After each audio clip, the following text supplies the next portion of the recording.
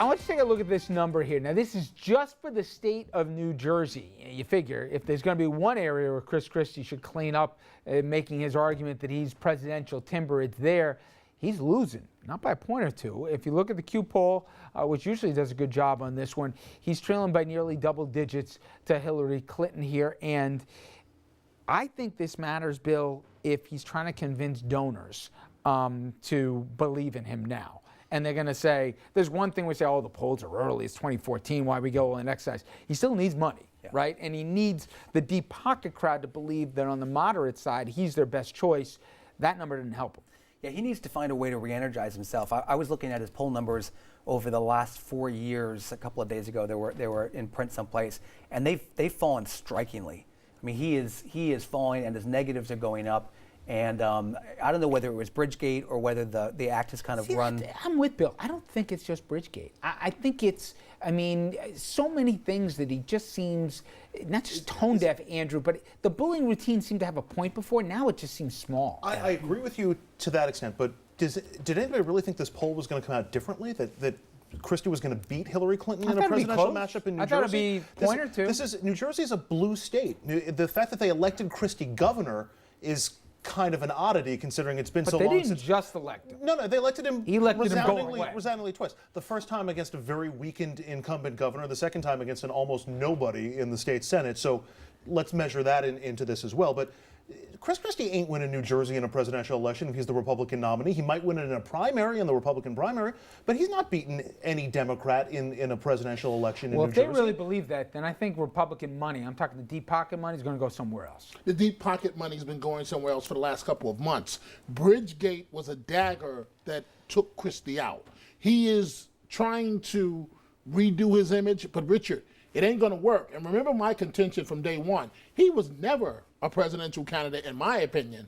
I disagree with you, but I certainly see it now. This poll isn't the bellwether. I mean, if you take a look at the numbers from Iowa, take a look at the numbers from New Hampshire on the Republican primary, he does much better. He was never going to beat Hillary Clinton in New Jersey. Part of his argument was he could win places where other Republicans couldn't. If he can't win his home state where he called himself Mr. New Jersey, I don't agree with you. I think that he privately told people, I can carry Jersey. You know, I can get a few other states here in parts of the country where the other guys can't. All right, I want to talk to the Tea Party for a second here, because the movement, surprisingly, has had many GOP candidates throughout the country quaking in their boots, and for good reasons. I mean, remember the primary election in Virginia back in June when the House Majority Leader, Eric Cannon, was shown the door here by a college economics professor and Tea Party-backed candidate David Bratt. Well, you've seen a different scene playing out over the last few weeks here in the primary season. Look at Mississippi. Republican Senator Tad Cochran. He won going away, beating State Senator Chris McDaniel, which is Tea Party favorite. Now, McDaniel's challenging the results here, saying there's widespread problems with the vote, but I wouldn't hold his breath. Kansas, three-term Republican Senator Pat Roberts, who many people thought were on his last legs, he beat back a Tea Party favorite, Milton Wolf, this week, and edging out Obama's second cousin in the process.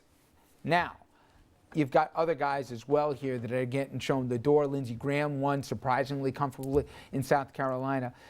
Is it reading too much into it that the Tea Party fever has broken, or do you think it was just the slate of candidates? No, I mean, I have my own take on the Tea Party, which isn't really a party. It doesn't really exist. To me, the Tea Party are people that weren't typically involved in politics, that were very anxious about the direction of the country, and they were scared about the economy, and still are. And they were regular people who got involved. I think some of those people have become institutionalized now in politics. I think it really depends on the districts where these things play out. Do you think Republicans, in retrospect, regretted they co-opted the movement? No, I don't think at all. I think the Tea Party really is the beating heart behind the conservative movement in the country. It may not always be pretty, but it's real. It's raw and it's real, and it's people anxious about the country. They love their country. They may go out there and spat off sometimes and say things that aren't polished, but they're real. They come from the heart. Will I do yet another 180 in November, Andrew? I mean, will the Tea Party movement in the end decide one way or the other if Republicans get the Senate? I don't think so. I think they moved Republican candidates further to the right, and I think there's a lot of focus from Republican voters about let's win the Senate. And I think they see that it's in their grasp, and they don't want to elect anybody who's too fringe. Which is anathema to the Tea Party. When they hear that, which they is too feel fringe to all of this. And then we have the news today that The Democratic incumbent in Montana is not going to run for re-election. So it's a very good map for Republicans right now. I don't think that the Tea Party movement were the ones who decided, though. They're not going to force them through it. Okay. It has been a very rough last 3 or 4 days of the program, really talking about not just heavy stuff, but obits and everything else. And we're going to lighten things up here. And who can be down on animals? That's right. If you haven't seen the surfing seal here, to even a funny fancy rapping by the president here, we're going to have a little fun after this.